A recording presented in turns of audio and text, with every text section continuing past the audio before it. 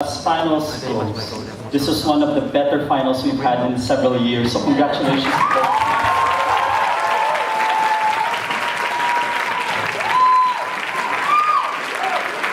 Excellent across the board in style, content, and strategy, so I'll go through them one by one.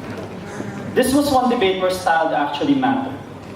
In certain debates, people would say, style is equal, whatever. But in this particular debate, we did feel that one team had a slight stylistic advantage to another team. And in fact, it actually swayed the debate for some adjudicators, particularly the use of emotive language to prove the point.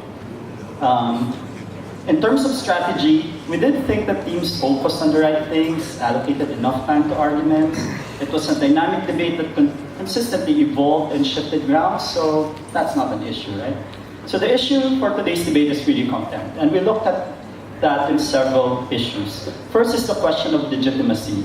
Can you limit free speech? The answer on both sides is yes. But the extent of that limitation became where the debate boiled down to. Prop says this speech is potentially harmful, and they proved it with compelling examples which swayed some of the panelists around issues like Trump, political parties in Europe, and my personal favorite, Duterte.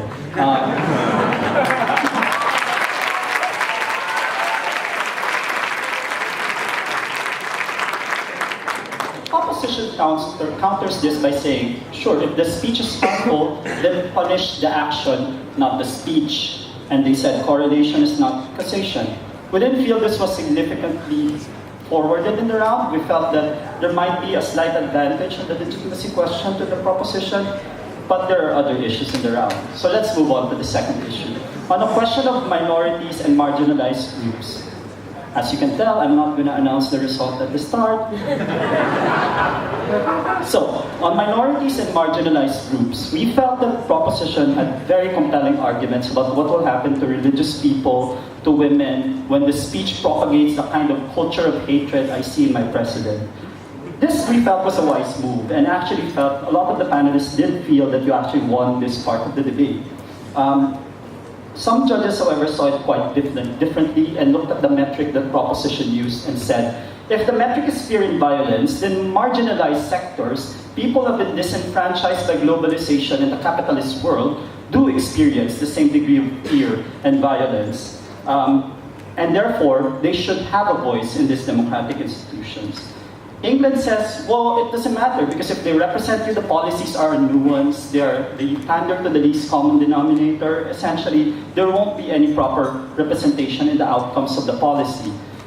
Singapore counters that by saying, well, maybe it's not coming from the politician, maybe it's coming from the lived reality of people. That's why these things are so popular. Things, for example, like jobs being gone, or people in a little bit of an exaggerated fashion, starving or getting hungry. So these are individuals that Singapore was fighting for. Individuals who've been left behind by centrist politics. Singapore also says that if your standard is fear and violence, then the chilling effect that you will have on the opposition parties will be a massive problem. What's going to happen, for example, to Corbyn? And to be fair to proposition, they did say that courts that you trust should be able to adjudicate these particular matters. But some judges didn't feel this was enough of a response because of the selective prosecution point that came in from the opposition bench. England then came back and said that the discussion will be toxic and undemocratic.